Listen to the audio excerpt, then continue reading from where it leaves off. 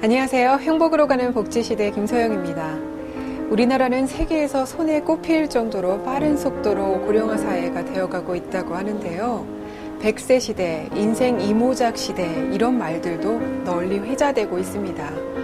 그래서 오늘은 실버 일자리 창출에 앞장서고 계신 경영인 백이근 대표를 모시고 이야기 나눠보도록 하겠습니다.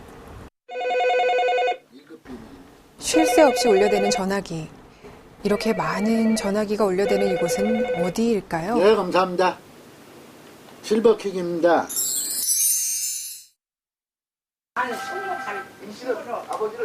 그런데 이 택배 회사, 어딘지 다른 택배 회사와 조금 달라 보이는데요. 이곳은 65세 이상 어르신들만 직원으로 채용하는 택배 회사입니다. 다음 달이면 10년 됐어요. 단골도 많이 생겨서 그거 놓치기도 아깝고 또 자고 나면 나올 때가 있다는 게 즐겁고 그래서 그냥 그렇게 하다 보니까 10년이 어느덧 됐어요. 낫죠? 그럼 즐겁죠. 재밌지. 다들 그 나이에 그래도 이렇게 다니시는 거 보면 참 장하시다고 그런 사람들이 많아요. 또 한 가지 특이한 점. 컴퓨터는 멈춰 있고 백이근 대표가 모든 주문을 일일이 다 손으로 기록하는데요. 이참에 옛날 기록까지 모두 보여주시는 대표님. 요즘 같은 시대의 아날로그 감성이 물씬 느껴집니다. 이렇게 조금은 특별한 실버킥 지하철 택배 백이근 대표를 스튜디오에서 만나볼까요? 안녕하세요, 대표님. 네, 대표님께서는요, 65세 이상 되시는 분들만 채용하는 그 택배 회사를 운영을 하고 계신데요. 네. 이런 회사를 운영하게 되신 특별한 계기가 있으시다고요?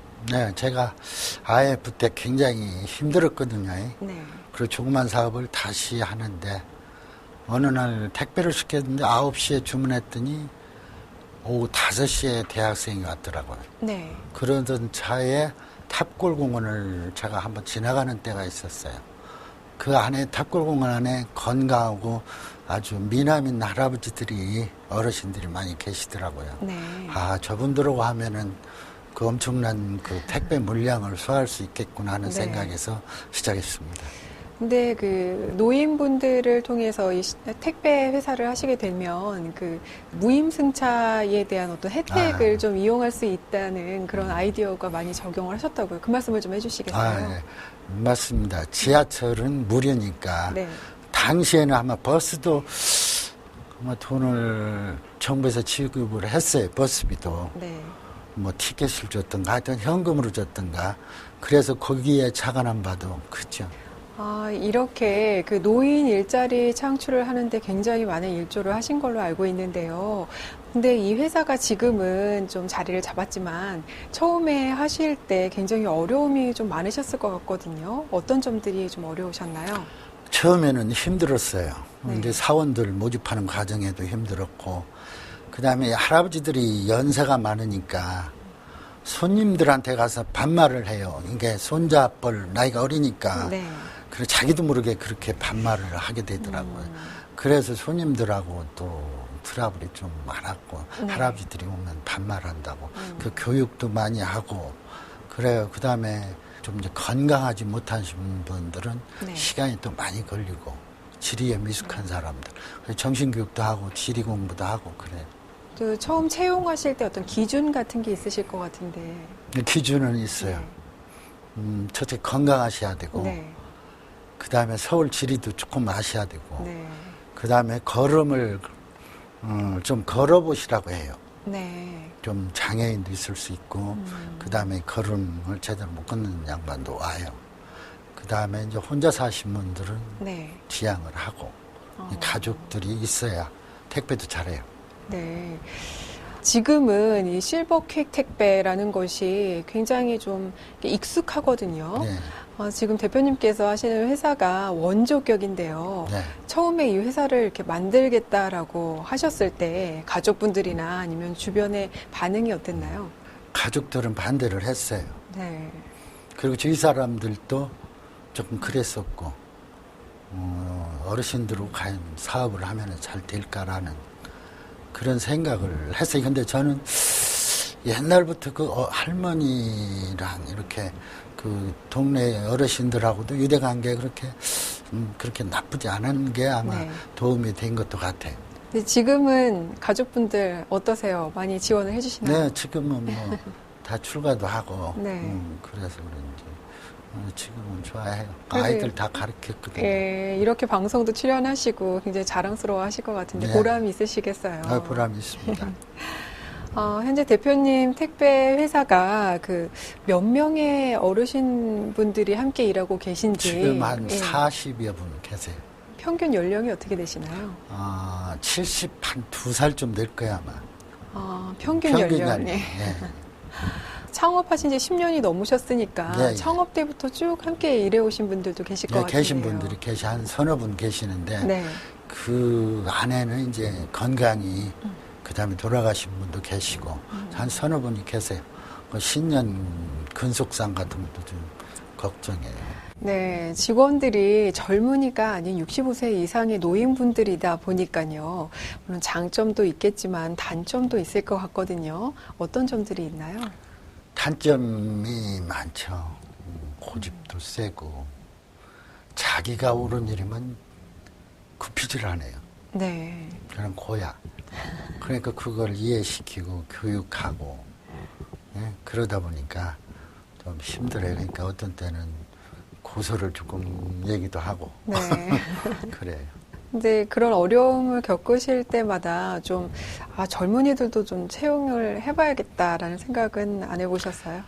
해봤어요. 예. 근데 안 돼요.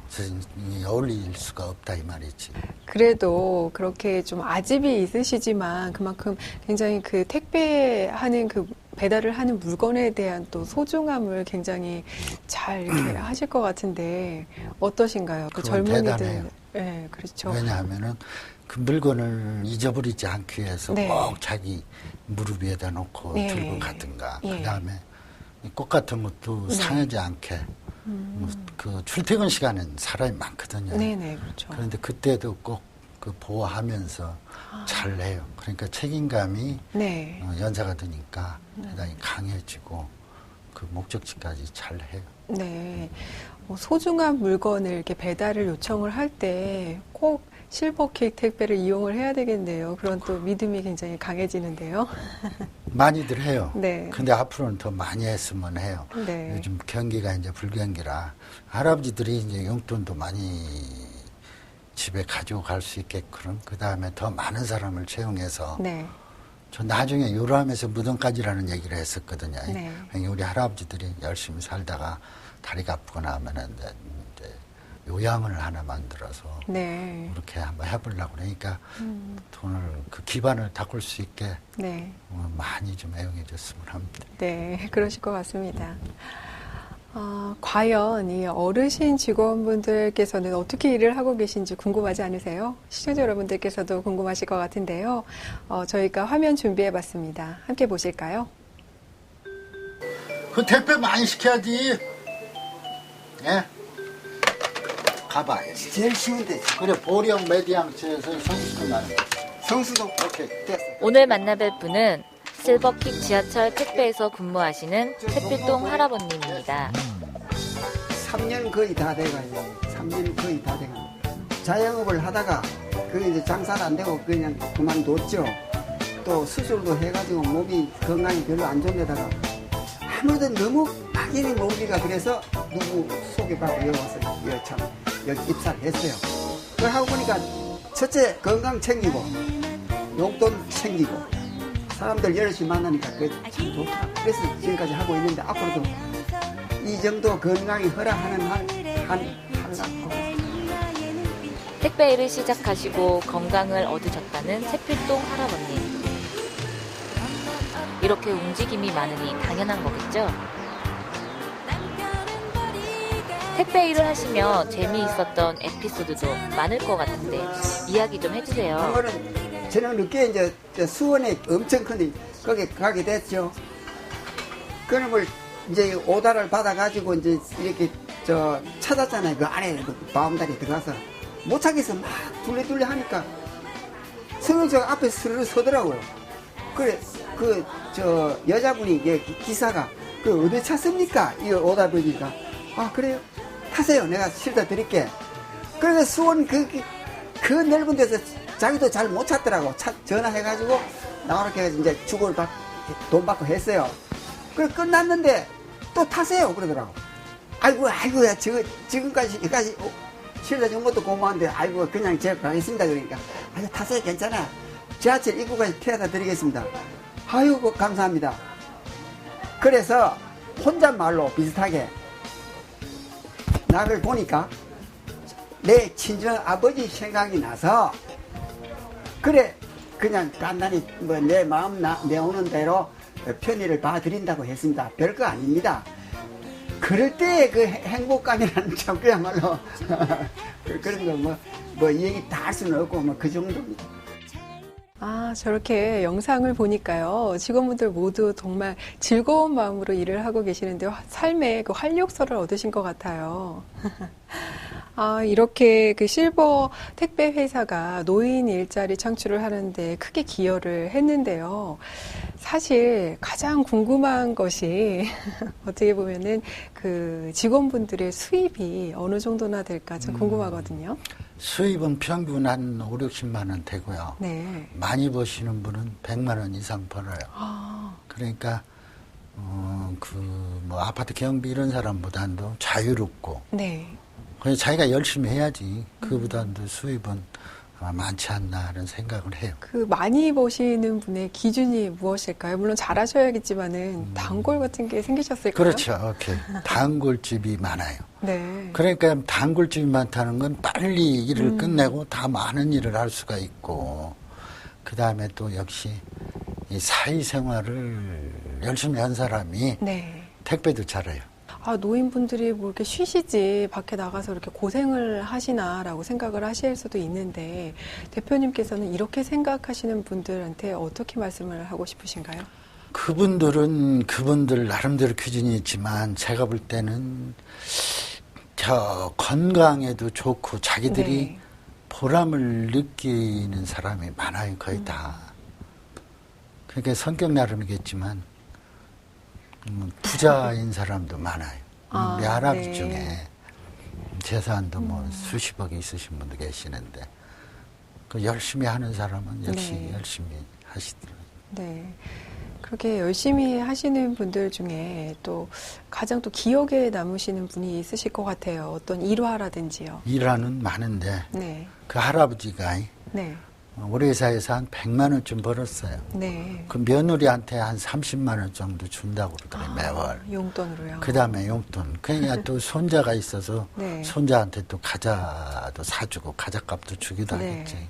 그냥 며느리가 아주 잘한대요. 그 양반 혼자 사시는데 네. 할머니가 안 계시다는 얘기예요. 근데 그렇게 좋아할 수가 없었어요. 네. 그 다음에 이제 방배동에 살던 할아버지인데 그분이 연세도 많지 않아요. 66살쯤 됐는데 네. 그 할아버지는 우리 회사에 출근하고 나서 웃음을 찾았대요. 아. 하루 종일 그냥 자녀분들이 그러니까 알지. 자녀분들이 하루 종일 아버지가 집에서 인사만 쓰고 계시는데 우리 회사에 출근하고 나서 웃음을 찾았다고 고맙다는 전화도 받아봤어요. 또 이 방송을 보신 또 시청자 여러분들 중에 또 65세 이상 되시는 노인분들 대표님께 많이 연락이 가실 것 같은데요. 네, 많이 와요. 지금도 앞으로도 더 채용을 해야 되겠지만 네. 많이 일반 복지센터 이런 데서도 주문이 오고 네. 그 일자리 이제 할아버지나 할머니들이 가서 부탁을 하나 봐요. 네. 복지센터 이런 데 네. 그런 데서 많이 와요. 아무래도 65세에 되신 그 노인분들이 지하철이나 대중교통을 이용해서 운반을 하다 보니까는 또 이 물품에 대한 제약이랄까요? 그런 것들도 좀 있을 것 같은데 주로 이렇게 운반되는 물품들이 어떤 것들이 있나요? 많이 가는 건 이제 서류가 많이 가고, 네. 그 다음에 옷, 구색이 맞지 않을 때 이제 옷을 많이 가요.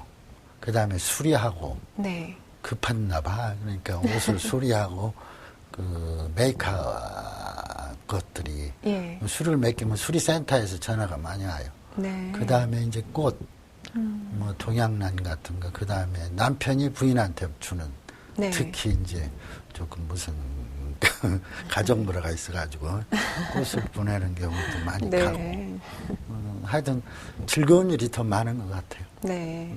행복을 전달을 해드리는 역할을 또 하시다 네. 보니까 삶의 활력도 또 그럼. 동달아 찾으실 것 같아요. 근데 이렇게 활력소를 얻으시기도 하시지만 그 일을 하시면서 좀 실수를 하실 수도 있잖아요. 그럴 때는 어떻게 대처를 하시나요?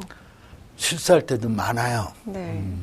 많이 있고, 분실하기도 하거든요. 이 네네. 지하철에서. 그러면 대부분 할아버지들이 가서 이제 그 지하철 유실물센터 네. 가보면 꼭 있어요. 누가 뭐 가지가지는 않더라고. 네. 그 다음에 다시 어르신들이 하니까 서류를 다시 재발급해주기도 하고, 아. 좀 애로사항도 있어요. 이렇게. 네. 그리고 건망증이 있으니까 가끔. 또 이렇게 그런 이제 사소하지만 조금 중요한 그런 실수들이 이렇게 일어났을 때 잘 대처를 하시는 또 대표님만의 경영 원칙과 그 경영 노하우가 있을 것 같거든요. 그래서 실수에는 노하우가 있을 수가 없고, 진실로 네. 대하고 사죄하고, 최대한 노력을 해서 손님한테 양해를 구하죠. 네. 방법이 없어요. 이렇게 택배업도 이제는 굉장히 그 경쟁이 치열해졌는데요. 그 대표님만의 특별한 홍보 전략이 있으시다면서요? 네, 저희 회사는 그 경제신문에 보면은 매주 신규 중소기업이 법인체가 태어나거든요. 네. 그랬다 얼마나 가는지는 모르겠지만 거기에서 이제 발췌를 해서 제일 많이 뭐 여행사라든가 여행사 많이 시키는 부분이 있어요. 네. 여행사는 여권 배달이라든가 그다음에 무역회사 이런데 발췌해서 매주 한 100통 내지 150통씩을 네. 발송을 했어요. 네. 지금은 이제 인터넷 지도를 보면은 뭐 지도 인터넷에서 네. 지역을 찾기 위해서 네. 보면 저희 회사가 전화가 아마 많이 뜰 거예요. 그 광고를 지금 인터넷 광고도 하고 평소에는 몇 건 정도의 의뢰가 오나요? 한 110건 정도 해요. 그거를 다 받아서 110건 정도를 다 하루에 하시는 거예요? 네. 이렇게 명절을 앞둔 때는 어느 정도나 되나요? 명절에는 소화를 못해 한 200개 넘을 거야 아마. 250개 정도. 네. 그 다 소화를 못하니까 밤늦게까지도 하고 아니면 그 이튿날 새벽에도 갖다 드리고. 요즘 이렇게 뉴스에서 보면 명절을 앞두거나 연말연시가 되면은 이 택배 기사님들의 고충에 대해서 굉장히 많이 이제 회자가 되고 있는데요. 이런 택배업을 하시지만 또 노인 일자리 창출에 굉장히 많은 기여를 하셨잖아요. 이 사회적으로 어떤 점들이 좀 이렇게 뒷받침이 되어야 한다고 생각을 하시나요? 사회적으로 노인들이 일을 할 수 있는 분위기를 많이 만들어줘야 되는데 제가 볼 때는 그 무작정 지원보다도 열심히 일하는 할아버지들을 더 좀 지원을 해줬으면 하고 그다음에 각 구청이나 이렇게 이 노인들을 채용을 해서 특별히 많은 자리를 좀 마련하도록 노력을 하는 게 있어야 되는데 네. 그게 보이질 않아요. 제가 구청에도 가보고 그러는데 오히려 그런 면이 부족하지 않나. 그냥 공원에 가서 청소나 하고 이런 게 아니라 꾸준히 일을 할 수 있는 네. 그런 자리를 만들어 보면은 특히 대기업체에서는 가능하거든요. 네. 근데 아무리 대기업체 문을 두드려도 안 되더라고요. 이 고령화 사회가 이렇게 급속도로 되는 것에 대해서 굉장히 심각한데요. 뭐 이웃 나라인 일본 같은 경우는 굉장히 그런 제도가 잘 되어 있다고 알고 있거든요. 뭐 가까운 나라든 먼 나라든 고령화 사회에 좀 필요할 것 같다는 정책이 있다면 어떤 점들을 좀 본받아서 우리나라가 좀 받아들여야 될 거라고 생각을 하시나요? 저는 노인들이 일할 수 있는 자리를 네. 많이 만들었으면 해요. 그러니까 전에도 방금 전에 얘기했지만 이 기업체에서 만들려면 충분히 만들거든요. 네. 제가 몇 번 여러 번 얘기를 했는데 안 통해서 그러는데 그 기업체 내에서 별도로 기업체 내에서도 왔다 갔다 하는 택배물이 많거든요. 네. 제 생각에는. 그렇죠. 예. 그런 걸 그러니까 대기업체에서 소기업체, 중소기업체로 아니면 하청업체로 그런 데서 눈을 좀 떠보면은 네. 우리 어르신들 일자리를 많이 창출할 것 같아요. 네. 근데 기업체는 좀 힘들더라고요. 제가 네. 많이 두드려 봤는데. 이렇게 상생을 할 수 있는 네. 그런 생각이 필요한 시기라고 생각이 저도 드는데요.